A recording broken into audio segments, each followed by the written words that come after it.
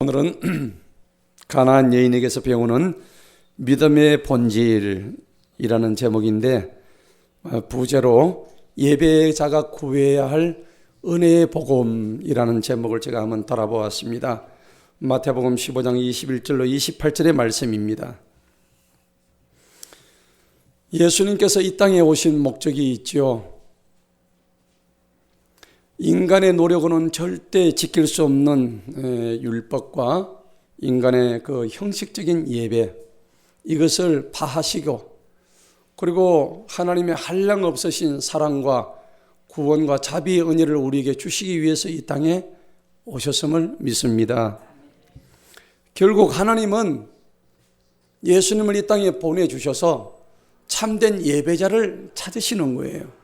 그래서 그 예배를 통해서 하나님의 간절한 사랑과 구원의 메시지가 어떤 것이냐 라는 것을 우리에게 예수님을 통해서 나타내 주시는 것이 예수님이 이 땅에 오신 목적 중에 하나인 것입니다. 우리가 오늘 읽었던 이 마태복음은 여러분 잘 아시는 예수님의 공생애가 시작될 때 마태복음 1장부터 28장까지 쭉 이렇게 보면은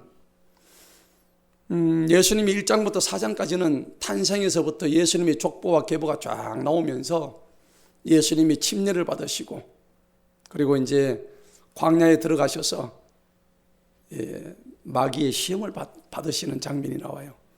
그리고는 다 받으신 후에 5장부터 7장까지는 예수님께서 산으로 올라가시죠. 그래서 그 유명한 산상수훈을 설교하십니다. 산상수훈의 설교의 내용은 크게 보자면 천국 복음의 비밀을 말씀하시는 거예요.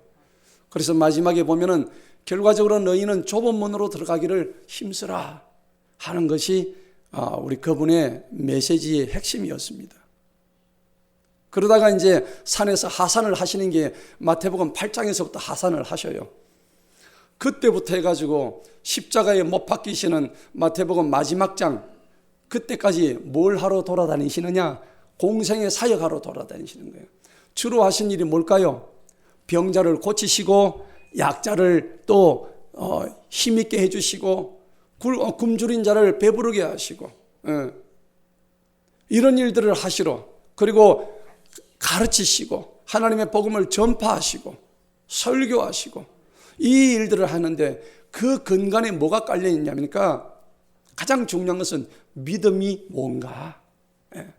너희들이 율법에서 너희가 율법을 지키기 위해 했던 그 바리새인과 서기관들이 그 회당에서 가르쳤던 그런 율법적인 그 믿음에서 떠나서 이제 진짜 사랑과 구원의 은혜가 넘치는 그 믿음의 본질이 무엇인가 라는 것을 이 마태복음 8장 이후에서부터 각종 사건을 통해서 쫙 설명을 하시는 거예요. 오늘 우리가 읽었던 이 마태복음 15장도 믿음의 사건이에요. 일종의 믿음이 뭔가 하는 이 가나안 여인의 이 복음의 본질, 믿음의 본질에 대해서 그 배경과 뜻을 통해서 우리는 진짜 믿음이라는 게 뭘까? 그리고 앞장에 마태복음 14장에 보면 베드로 이야기가 나와요. 베드로는 예수님의 수제자였음에도 불구하고 예수님께서 물에 빠진 베드로에게 이 믿음이 적은 자요, 네가 나를 왜 의심하였느냐라고 꾸짖으시죠. 그런데 마태복음 15장에 와서는 개같이 여겼던 가나안 여인이 자기 딸, 귀신 들린 딸을 갖다가 병을 고쳐달라고 했을 때에 네 믿음이 크도다, 네 믿음도 되어서 너 딸의 즉시 고침을 받을지어다, 그렇게 해서 깨끗이 나아버렸단 말이에요. 아니, 자기의 수제자에게는 믿음이 적다고 했고 아무 상관없는 가나안 여인에게는 믿음이 크다 얘기했단 말이에요. 우리는 이러한 장면에서 대비되는 믿음이란 게 과연 뭘까? 베드로 보고 믿음이 적다 했으면 우리는 어떤 자가 될까? 오늘 우리는 믿음이 큰 자가 될까? 아니면 믿음이 적은 자일까? 다시 한번 돌아보는 계기가 오늘 이 본문의 말씀을 통해서 이루어지시기를 축원합니다. 오늘 이 믿음이 우리의 그 아름다운 삶의 열매로 나타나기 위해서는 믿음이 어디서 보여질까요? 결국은 삶의 예배에서 나타난단 말이에요. 삶의 현장에서. 그리고 오늘 이 자리도 마찬가지, 하나님께 경배드리는 이 예배의 자리에서 우리의 믿음이 보여지기를 원합니다. 여러분, 지금 5월은 특별히 가정의 달이잖아요. 이 가정의 달을 곰곰이 한번 돌아보니까 이 가정의 달에 참 안타까워요. 어제 뉴스를 보니까 가정의 달 특집 기사를 보니까 우리 한국의 이혼율이 세계 1위래요. OECD 국가에서. 그리고 자살률도 1위래요. 우리 대한민국이 왜 이렇게 되었을까요? 그래서 이 가정의 달에 어두운 우리 가정의 한 단면을 보는데, 저는 그 기사를 보고 우리 한국교회가 너무 여기에 제 역할을 못했구나 하는, 또 목사로서, 목회자로서 그런 어떤 죄책감과 그런 회개가 순간적으로 제가 일어났어요. 이거는 비단 저만이 느끼는 것이 아니라 우리가 그리스도인이라면은 우리 한국 사회가 이렇게 지금 나락으로 떨어진 현상에 대해서 우리 모두에게 아마 공통적인 책임이 있지 않을까, 그런 생각을 제가 해보았습니다. 그런데 오늘 이 마태복음 1장에서부터 쭉 이렇게 뒷장까지 보면은 마태복음 8장에서 보니까 예수님께서 하산을 해가지고 맨 먼저 간 장소가 어디냐니까 베드로의 장모가 열병에 걸려가지고 지금 죽을 지경이에요. 그런데 그 열병에 걸린 장모의 집으로 찾아가다가 거기를 가지 못하고 그 로마의 백부장 집에 하인이 지금 병에 걸려가지고, 그래서 그 백부장 보고 말씀만 주시면은 내 하인이 낫겠습니다 하니까 어떻게 해요? 이스라엘에서 네 믿음만큼 내가 큰 자를 본 적이 없다. 네 믿음대로 될지어다. 그 로마의 백부장한테 그런 말씀을 하시잖아요. 그러니까 예수님의 관심은요, 어디에 있었냐니까 가정에 있었어요. 이 5월 가정의 달에 베드로 가정에 장모님이 지금 죽게 되어 있는데 그걸 고치러 발길을 그쪽으로 돌렸다는 것입니다. 그래서 우리 성경에는 네 부모에게 순종해라, 자녀를 말씀으로 잘 양육해라, 그리고 아내들이여 남편에게 복종하기를 주께 하듯이 복종해라, 그리고 남편들아 아내 사랑하기를 자기 몸 사랑하듯이 자기를 사랑하듯이 사랑해라. 성경은 전부 다 가정에 관한 이야기예요. 그분에게 가정이 너무 중요했기 때문에 사실 예수님께서 가정을 중요하게 여기지 아니하시더라도 성경에서 가장 먼저 생긴 기관이 뭘까요? 창세기에서 가정이에요. 아담과 하와라는 한 부부의 가정의 탄생이 출발이 처음이었어요. 최초의 기관이었던 것입니다. 언제나 성경은 하나님의 왕국과 가정을 비교를 하시고 교회를 가정으로 비유를 하십니다. 교회는, 여러분, 하나님의 교회는요, 어떻게 성장하냐면 건강한 가정의 헌신과 희생 위에서 성장하는 것이 교회입니다. 여러분들의 가정이 건강하고 여러분들의 가정이 행복할 때 교회가 성장하는 거예요. 내 가정이 불행한데 어떻게 교회가 성장할 수 있겠습니까? 많은 그리스도인들이 주님을 따른다고 하나님의 교회를 섬긴다고 말은 하지만 정작 자기 가정은 돌보지 못한 채 가정은 엉망이 되어가는 현실 앞에서 우리 자신이 다시 한번 이 5월의 달에, 가정의 달에 우리 가정을 한번 돌아보시기를 간절히 축원합니다. 그래서 성경은 예배 드리러 와가지고 불화한 일이 있으면은, 형제와 불화한 일이 있으면 어떻게 하라고 그래요? 예배 드리러 오기 전에 먼저 그 형제와 뭐 하라고 그랬어요? 화해하라고 그랬어요. 그 형제와 먼저 화목한 뒤에 와서 예배 드리고 예물을 드려야 내가 그 예물을 받고 그 예배를 받겠다고 주님이 직접 말씀하셔요. 예수님의 우선순위가 정말 가정 다니는 것을 우리가 잘 알아야 됩니다. 왜냐하면 사회의 모든 기초 질서 단위가 가정에서 출발하거든요. 가정이 행복해야 돼요. 가정 엉망이면서 교회 생활 열심히 하는 것은 의미가 없습니다. 가정이 흔들리면 모든 것이 무너지는 것입니다. 오늘 읽은 본문도 마찬가지예요. 가나안 여인의 가정을 돌보신 이야기입니다. 이 5월 가정의 어떤 달을 맞이해서 이 가나안 여인은 정말 이 가족의 아픔을 안고 사는 한 이방 여인의 절절한 애절한 어떤 사연을 가지고 주님을 만나러 오는 그런 장면입니다. 어떻게 그 가나안 여인이, 그 이방 여자였던 그 가나안 여인이 주님의 마음을 이렇게도 흔들어 놓았는지 우리는 이 본문 말씀을 통해서 잘 읽어보아야 됩니다. 가정이든 교회든 중요한 것은 믿음으로 드리는 예배가 그만큼 중요하다는 얘기입니다. 이 가나안 여인의 믿음을 보셔서 오늘 이 가나안 여인의 딸의 질병을 고치셨다는 겁니다. 그렇기 때문에 예배라는 것은 믿음 없이 드려서는 아무런 의미가 없는 것입니다. 오늘 여러분들 이 한 시간의 예배가 얼마나 소중한지, 이 예배를 통해서 하나님은 우리의 허물어진 심령을 회복하라는 메시지를 우리에게 던지고 있다는 사실입니다.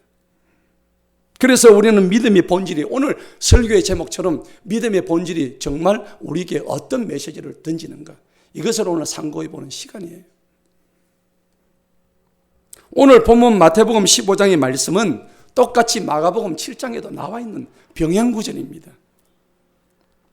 오늘 본문 21절을 보시겠습니다.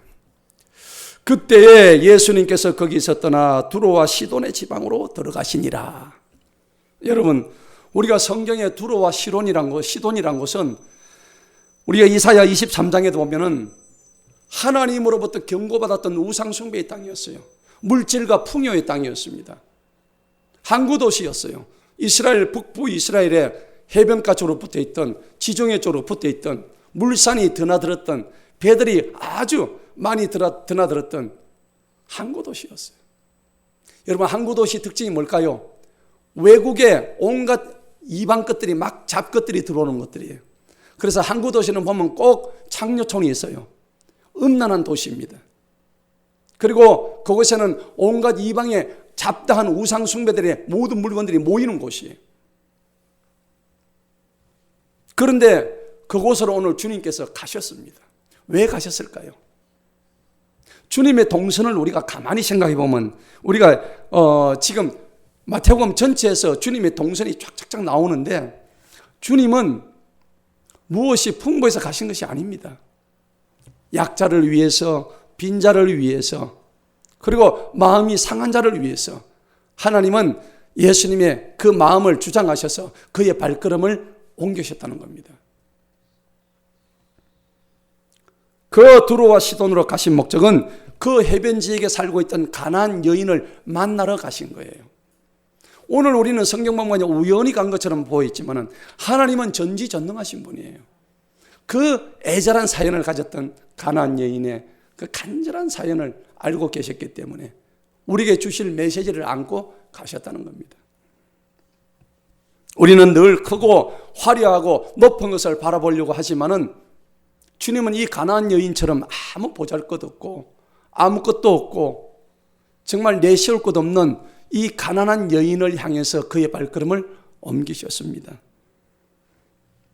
야고보서 1장 9절에 우리는 자기의 낮아짐을 자랑해야 된다고 성경이 말씀합니다. 여러분, 낮아짐을 자랑하시기 바랍니다.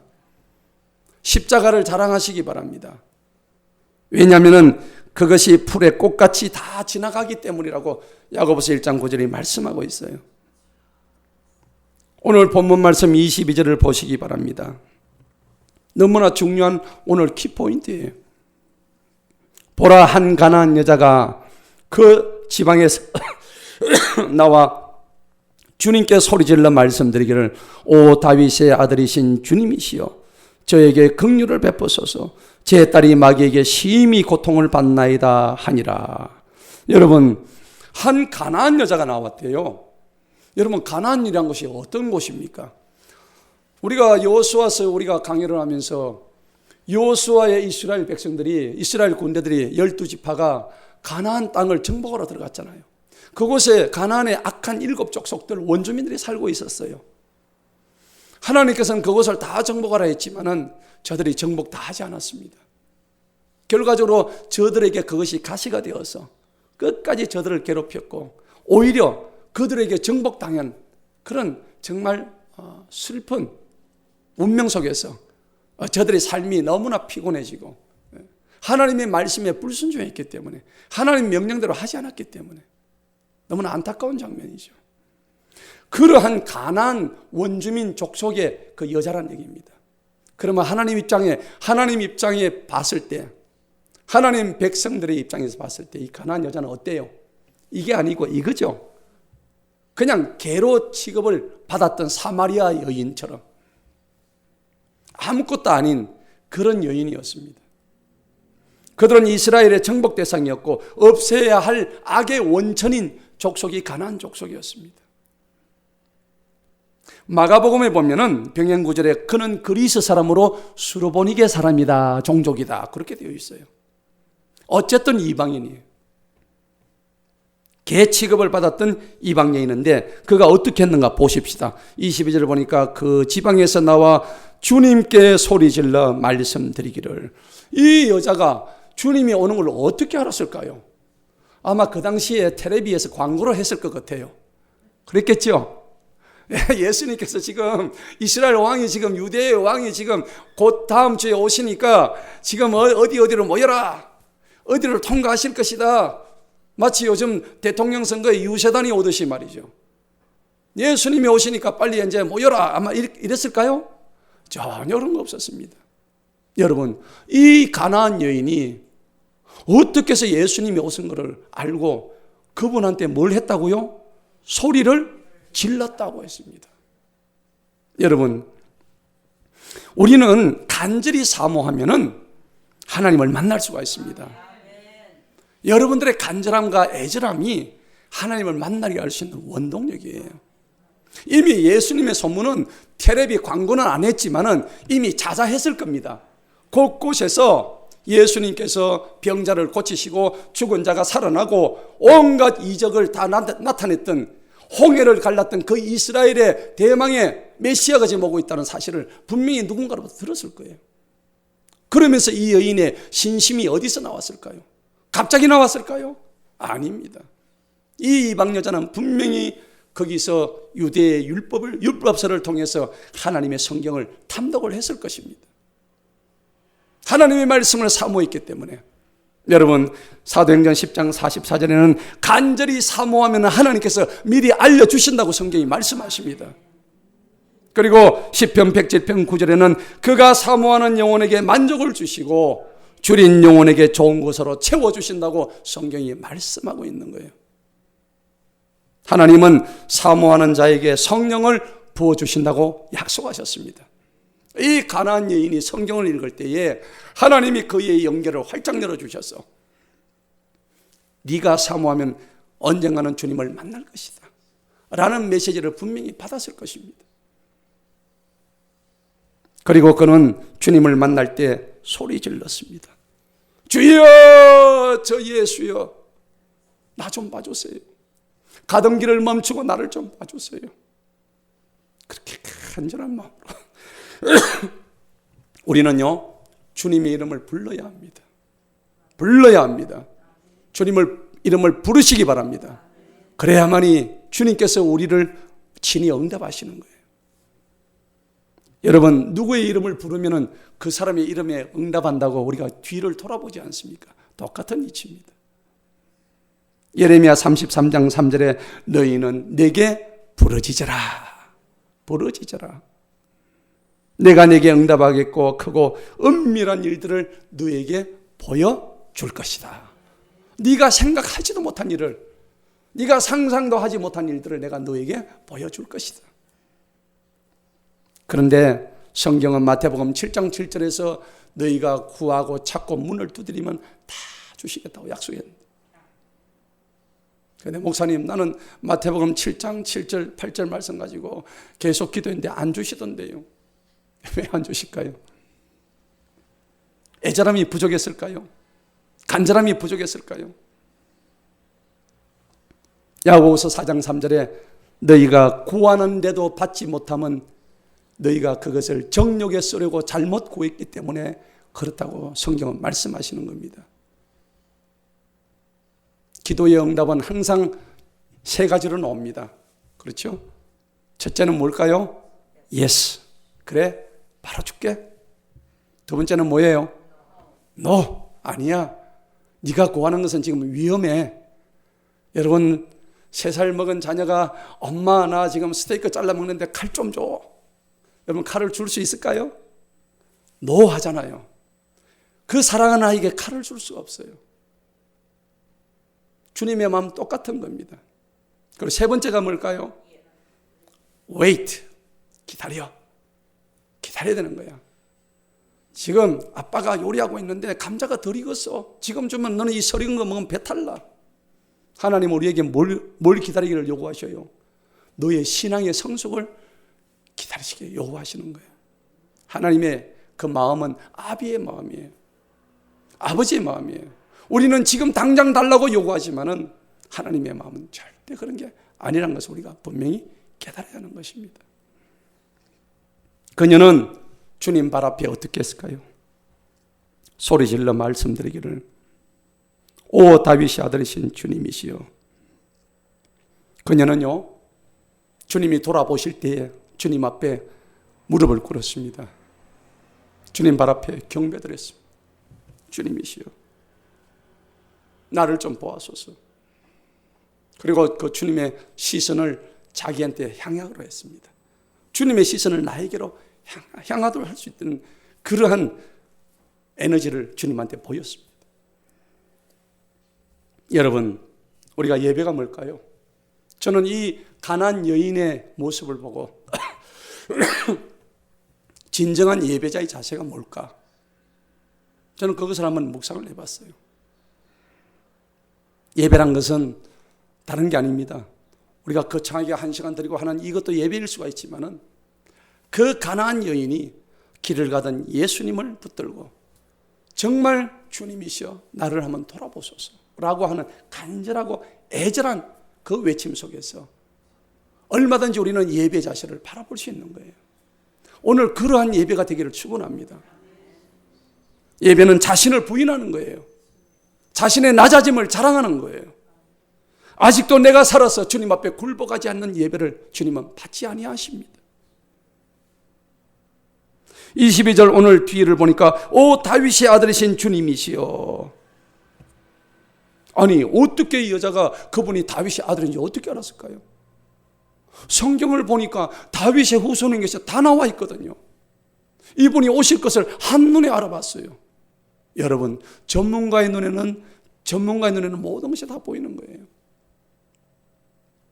여러분, 산에서 산삼을 캐는 사람이 있잖아요. 신봤다 그러잖아요. 우리는 보면 안 보여요. 하지만 그들의 눈에 보면은 이게 산삼인지 인삼인지 더덕인지 금방 구별이 돼요. 독수리의 눈이 어떻게 돼요? 올라가가지고.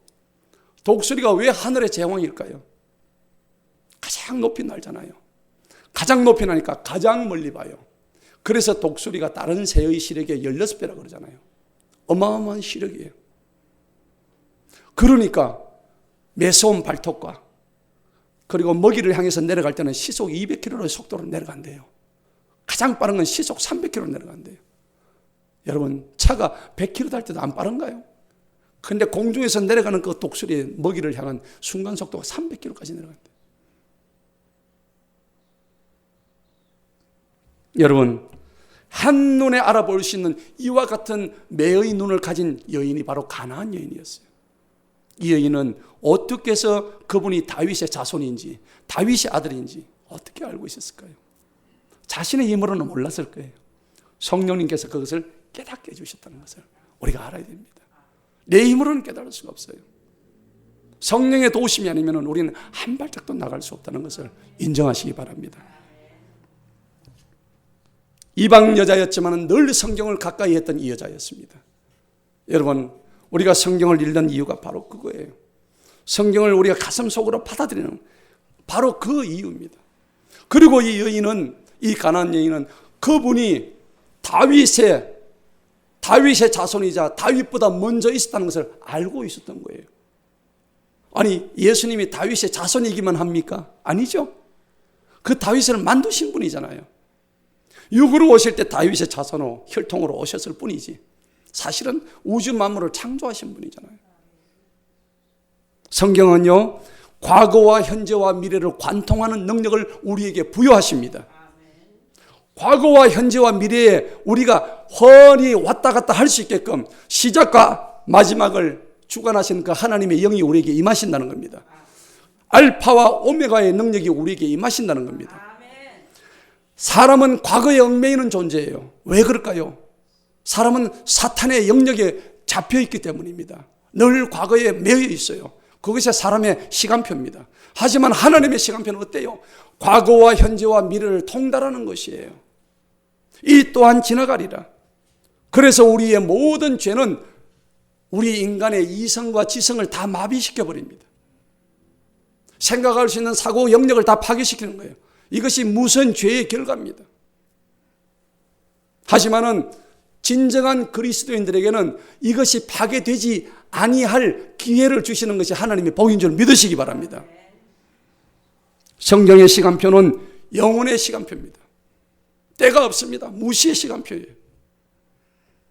그리고 시간으로 들어가는 것이 우리 신앙의 영혼의 시간으로 들어가는 것이 우리의 영원한 종착지입니다. 얼마나 아름다운지. 현재의 시간과 과거의 시간에 매여 있는 자는 천국 입성에 들어갈 수 없다고 성경은 말씀하고 있습니다. 하나님 말씀의 능력은 지금 내가 처해 있는 이 고통에, 현재의 고통에 머무르지 않게 하는 하나님의 능력과 비전을 말씀을 통해서 우리에게 제공하시는 것이에요.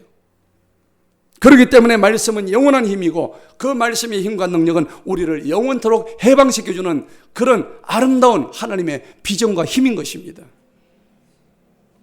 그리스도인은 영혼의 눈을 가지고 영혼의 시간을 바라볼 수 있는 사람이 그리스도인들이에요. 이 가나안 여인이 믿었던 것은 언젠가 자신에게 다가올 예수님의 미래에 대한 소망이 이미 있었던 거예요. 내가 이 성경을 읽음으로 말미암아서 하나님께서 나에게 주실 이 확신을 가지고 언젠가 메시아가 나에게 찾아올 것이라는 그런 현실적인 꿈을 가지고 있었더니 어느 날 가나안 지방으로 들어오시는 그 예수님을 바라볼 때 주여 나의 소원을 들어주옵소서. 그것이 눈앞에서 지금 전개되고 있는 장면인 것입니다. 이것이 믿음의 본질이라는 겁니다. 이 가나안 여인이 믿었던 것은 언젠가 자신에게 다가올 미래의 소망이신 메시아의 구원에 대한 확신, 그리고 완전한 자기 딸의 치유의 회복, 내 심령의 완전한 진리로 인한 기쁨에 내 속의 생수를 끌어올리는 그러한 능력을 이미 맛보고 있었던 것입니다. 어쩌면 물에 빠진 베드로보다 이 가나안 여인의 이 심령이 훨씬 더 회복이 되고 더 기뻐했고, 예수님께서 믿음이 적은 자여 왜 의심하였느냐고 했던 꾸짖었던 그 베드로보다 이 가나안 여인은 기쁨으로 차 있었던 것입니다. 그런데 드디어 만났습니다. 오 다윗의 아들이신 주님이시여. 22절 보세요. 그 다음에 뭐라고 했습니까? 첫 마디가 저에게 긍휼을 베푸소서. 첫 마디가 뭐예요? 예수님 만나서 한 첫 마디가 주님 우리 딸 좀 고쳐주세요. 그게 문제예요. 주님 나에게 긍휼을 베푸세요. 문제예요. 나에게 긍휼을 베푸소서. 긍휼이 뭘까요? 아버지 나를 불쌍히 여겨달라고. 내 딸 고쳐달라 얘기가 지금 나온 게 아니에요. 나에게 긍휼을 먼저 베풀어 주옵소서. 여러분 긍휼이 뭡니까? 긍휼이란 것은 불쌍히 여김을 받다. 그 불쌍히 여김 받는 그 딸의 간절한 소원과 애절한 사연을 하나님은 들으셨다는 겁니다. 긍휼이란 말은 히브리 말로 헤세드입니다. 헤세드. 인애, 자비, 은혜 이런 말입니다. 사랑이란 얘기입니다. 지금 급한 것이 내 딸 병 고치는 게 급한데도 그 말이 나오는 게 아니라 하나님, 예수님 나를 좀 불쌍히 여겨달라고. 내 처지를 봐서요. 여러분 우리는 이 장면에서 이 가나안 여인의 간절한 말을 기억해야 합니다. 이것을 내 삶에 대입을 시켜야 합니다. 먼저 예배드리기 전에 절대자이신 하나님 앞에 주님의 긍휼을 구하는 마음이 되시기를 축원합니다. 그런 긍휼을 구하는 마음이 없는 예배는 하나님 받지 아니하신다는 겁니다. 오늘 가나안 여인의 믿음의 자세, 믿음의 본질을 통해서 어떻게 주님 앞에 경배하고 예배드렸던가. 이 짧은 순간이지만은 우리가 여기서 하나님의 진리를 발견해야 되는 거예요. 오늘 저와 여러분 이 예배 자리에 왜 나왔을까요? 습관적으로 나왔나요? 뭐 안 나가니까 좀 찝찝할 것 같아서? 하나님 그런 예배 받으시지 않습니다. 우리가 적당히 예배드리고 한 주간 살아가기 위해서 예배를 드립니까? 아닙니다. 오늘 이 가나안 여인처럼 예배란 것은 자신이 하나님 앞에 아무것도 아니다, 나는 불쌍히 여김을 받아야 될 존재일 뿐이다 라는 것을 주님 앞에 먼저 고백하는 것이 가장 은혜의 예배로 들어가는 첩경인 것입니다. 그러니까 예배가 뭘까요? 내 자신한테 붙어있던 모든 명성, 온갖 정욕, 온갖 내 생각, 내 욕심, 내 욕망, 이걸 전부 다 뭐예요? 가지치기 하는 거예요. 다 끊어내는 것이에요. 이거 끊어내지 아니하고는 진정한 주님 앞에 예배 드릴 수가 없는 것입니다. 오늘 이 가나안 여인은 하나님 앞에, 주님 앞에, 예수님 앞에 나는 아무것도 아닙니다. 자기 항복, 자기 죽음, 자기 내려놓음. 그래서 우리가 예배를 드린다는 것은 하나님 앞에서 내가 뭘 하기 위해 사는 게 아니에요. 내가 뭘 얼마나 했고, 내가 뭘 얼마나 봉사하고, 내가 얼마나 예배를 드리고, 이게 중요한 게 아니에요. 예배를 많이 드리고 적게 드리고 그게 중요한 게 아니에요. 단 한 번을 드리더라도 하나님과의 나와의 관계에서 하나님 나를 불쌍히 여겨달라고 했던 이 가나안 여인의 믿음의 본질을 바라볼 때에 오늘 저와 여러분이 진짜로 이것을 다시 한번 생각해 봐야 되는 문제입니다. 따라합시다. 예배는 자신을 쳐내는 것이다.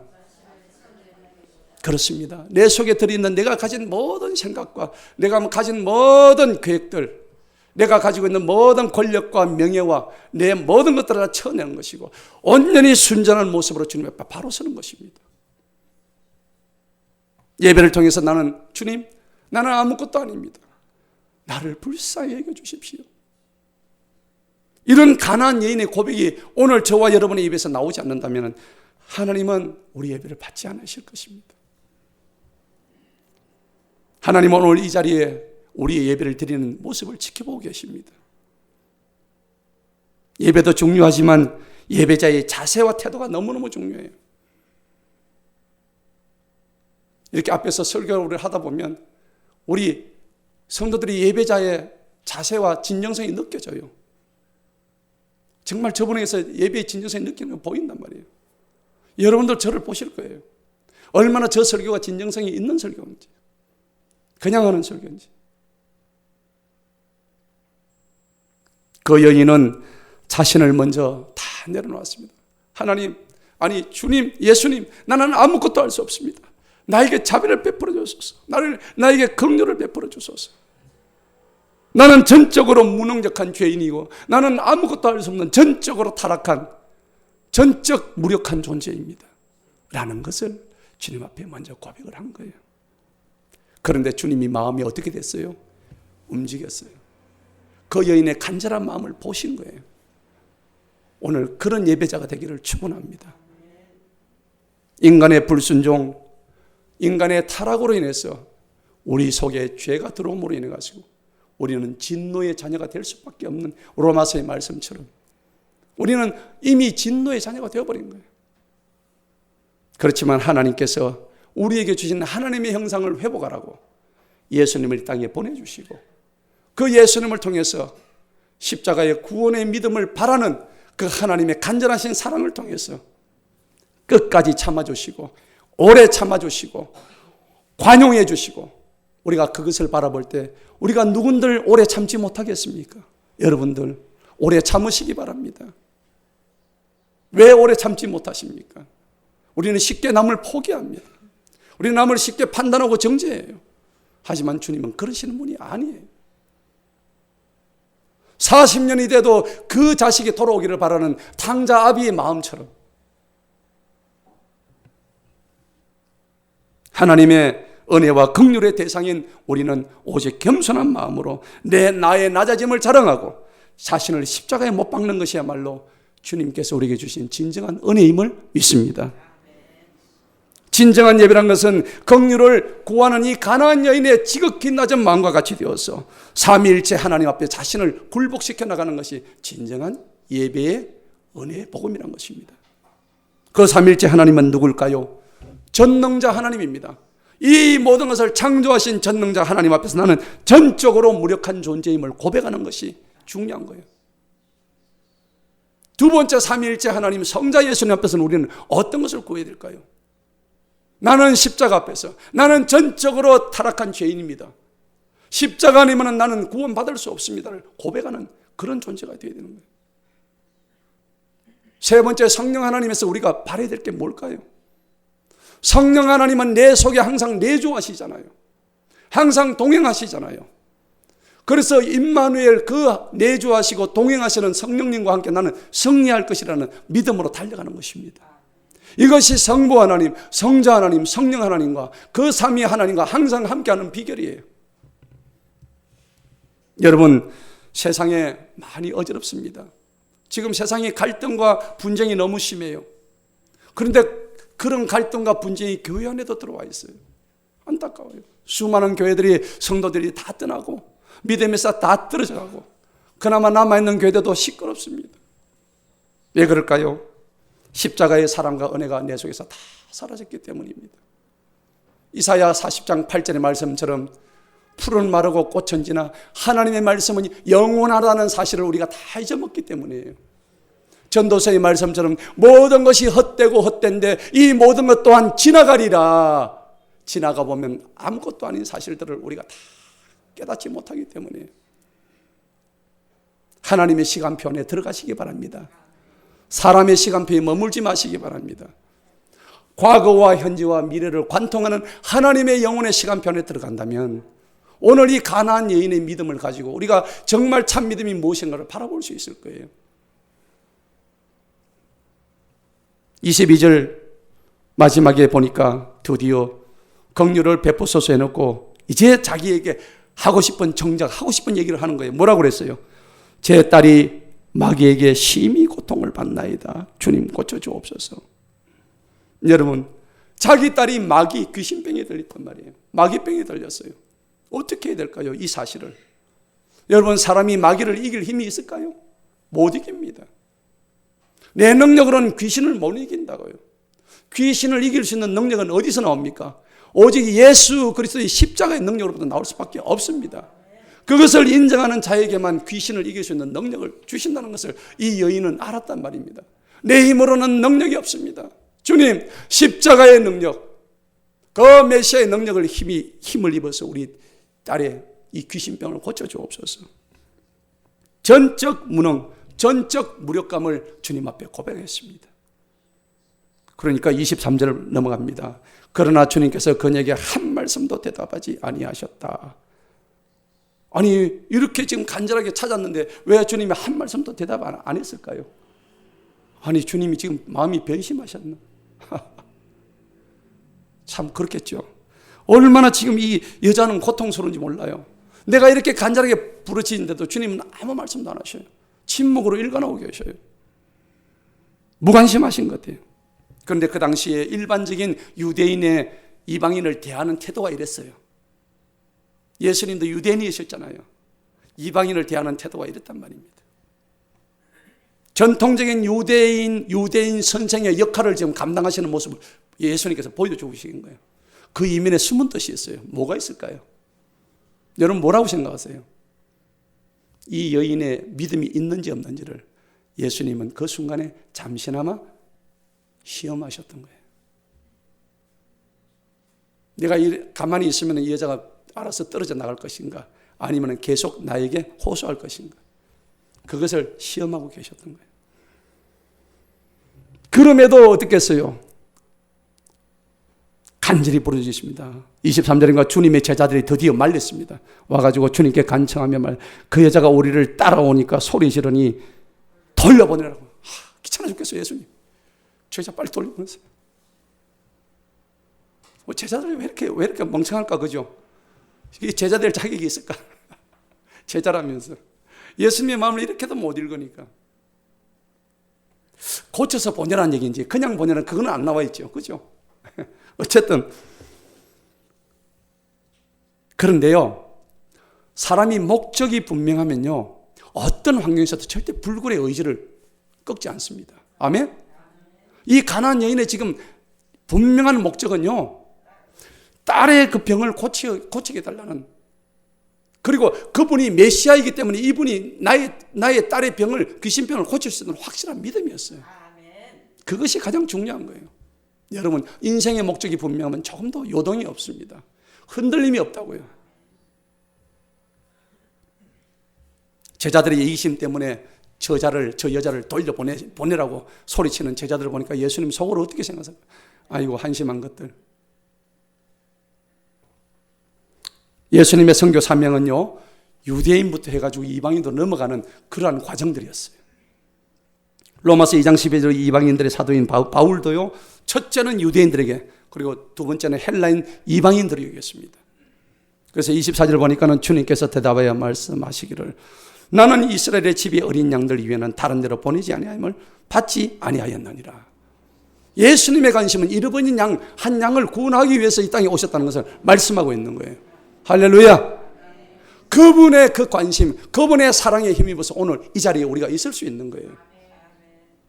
25절에 그때 그녀가 와서 주님께 경배드리며 말씀, 그때 그녀가 다시 경배를 드립니다. 주님, 다시 한번 내가 주님을 믿습니다. 주님, 저를 도와주소서.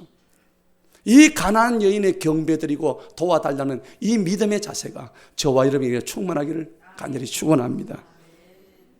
그러니까 주님이 뭐라고 말씀하셔요? 다시 한번 또 테스트를 하십니다. 그러나 주님께서 대답하여 말씀하셔서 자녀들의 빵을 집어 개들에게 던지는 것은 옳지 아니하도다. 여러분, 이 말씀을 어떻게 생각하세요? 자녀들의 빵을 개들한테 던지는 것이, 이 개가 누구예요 지금? 이방 여자를 얘기하는 거예요. 아니, 천하의 주님께서 이방 여자를 이렇게 무시하는 말씀을 하실 수가 있을까요? 그걸 그렇게 보시면 안 돼요.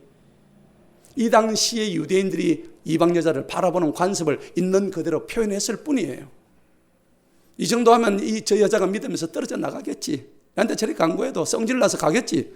자, 여기서 우리가 제일 중요한 게 뭐냐면 우리는 이런 장면에서 바로 분노합니다. 바로 우리의 노를 드러내버립니다. 성질을 내버리죠. 그러면 모든 것이 어떻게 돼요? 허사가 됩니다. 물거품이 되는 것이죠. 예수님께서는 여기서 이 여자의 온유함을 보시게 된 거예요. 이 여자의 노나 그리고 목적이 분명한 것을 분명히 테스트하셨다는 겁니다. 이 여자가 진정성을 가지고 있나 없나를 지금 테스트하신 거예요. 그러니까 그 여자가 뭐라 그래요? 그 여자가 말씀드리길 27절에 다 같이 한번 읽어보겠습니다. 주여, 참으로 옳소이다마는 개들도 자기 주인의 식탁에서 떨어지는 부스러기들을 먹나이다 하며. 여러분 같으면은 자기를 개로 이렇게 표현하는 이 표현이 쉽지 않겠죠? 나머지 가지고 동냥하는데 이 개한테 물 좀 주세요. 쉽지 않습니다. 자존심 상하는 일 아닙니까? 네, 참으로 힘든 표현입니다. 주님께서 지금 너희 개들한테 이거 주는 거 아니다 이러니까, 그래, 저 개 맞아요. 저 개 맞지만은 주님 말씀 다 옳습니다만은 그 개들도 주인의 상에서 떨어지는, 이스라엘 사람들은, 유대인들은 먹을 때요 손으로 해가지고 이렇게 먹거든요. 숟가락 빨대로 없어요. 그 당시에 손으로 뜯어먹기 때문에 부스러기에 자연히 밑으로 다 떨어졌어요. 그러니까 그걸 먹다가 보니까 개들이 와가지고 그걸 핥아 먹고 주워 먹고 그렇게 하는 거예요.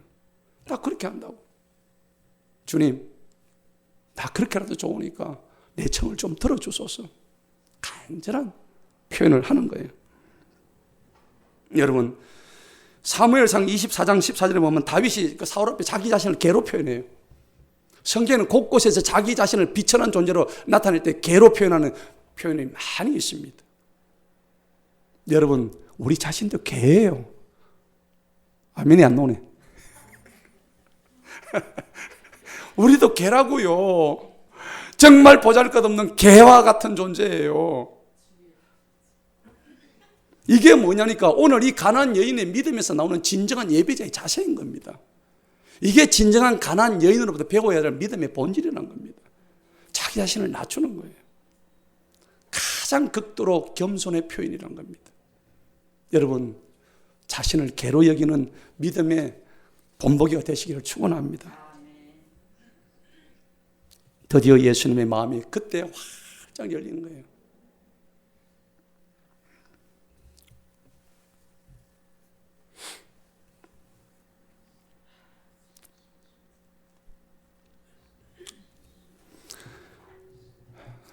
그때 예수님께서 그녀에게 대답하여 말씀하시기를 오 여자야 내 믿음이 크도다. 너의 소원대로 될지어다. 여러분, 이 가나안 여인을 우리가 볼 때에 정말 어찌할 수 없는 그 딸의 귀신병 들린 그 딸을 볼 때에 어떻게 했을까요? 그 마음이 얼마나 아팠을까요? 근데 예수님을 바라보는 그 마음을 볼 때에 주님을 간절히 만나고 있었던 이 지금 역사적인 현장 앞에서 주님, 내 딸을 고쳐주소서. 나를 불쌍히 여겨달라고. 이것이 예배입니다. 이것이 믿음의 본질이에요. 여러분, 베드로가 물에 빠질 때 예수님을 바라보았더라면 물에 빠지지 않았겠죠. 그런데 그 시선을 고정할 수가 없었어요. 예수님 대신 그 앞에 무엇을 바라보았습니까? 사나운 거친 파도를 바라보는 순간 그냥 퐁당 빠져버렸단 말입니다. 여러분, 우리가 신앙생활을 하다가 예수님 바라볼 수 없는 그런 존재입니다. 우리가 예배는 드리고 있다가 요 문 밖에만 나가면 어떻게 돼요? 우리의 시선은 바로 세상으로 향합니다. 운전하다가 예수님의 마음을 가져다 누가 새치게 하면 이 개 XX 바로 나오잖아요. 이게 우리의 본질이에요. 그걸 탓하려고 하는 게 아니에요. 이게 우리의 모습이라고요. 현실적인 모습이라고요. 그런데 오늘 이 가나안 여인처럼 베드로의 마음처럼 물에 빠졌을 때 아무것도 나는 할 수 없습니다. 주님, 나는 아무것도 할 수 없어요. 나를 구원해 주소서. 그러니까 예수님이 어떻게 즉시 와서 베드로의 손을 잡고 건져내십니다. 우리는 건져냄을 당할 자들 뿐입니다. 내가 뭘 잘해서 하나님의 자비와 긍휼을 받을 존재이지 내가 뭘 잘해서 하는 거 없습니다. 똑같은 존재예요.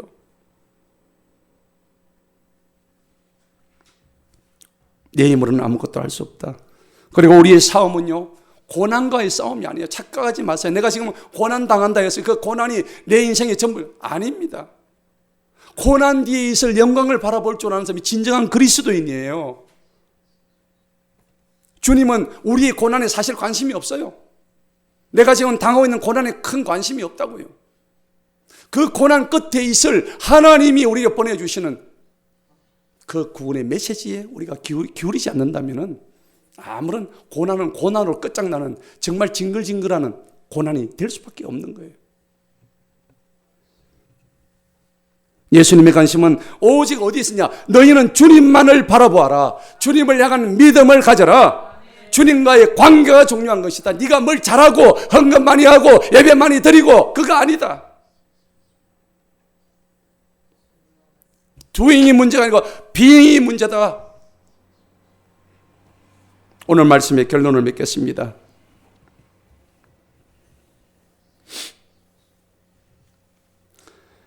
우리가 가나안 여인의 모습 속에서 우리는 믿음의 본질을 봅니다. 회복되어야 할 예배가 어떤 것인지를 바라보게 됩니다. 주님께서 긍휼과 자비의 마음을 바라는 낮은 마음을 가졌던 이 가나안 여인에게 베풀어 주신 성실하심과 인자하심과 자비하심과 그리고 그 딸을 향한 사랑의 손길로 인해서 그 가정에 새로운 생명의 꽃이 피었습니다. 그리고 모든 치유와 회복이 일어났던 것입니다. 가장 겸손한 마음, 가장 낮은 마음으로 주님을 바라볼 때에 오직 주님을 찾고 간구하고 간절한 외침 속에서 부러지셨던 그 가나안 여인의 마음으로 돌아가 우리가 모두가 믿음으로 승리하고 예배로 승리하는 저와 여러분 되시기를 간절히 축원합니다. 기도하시겠습니다. 하나님 아버지 감사합니다. 오늘도 우리 자신을 돌아볼 때에 아버지 저 가나안 여인의 믿음을 따라 달려가는 저희들 되게 하여 주옵소서. 아버지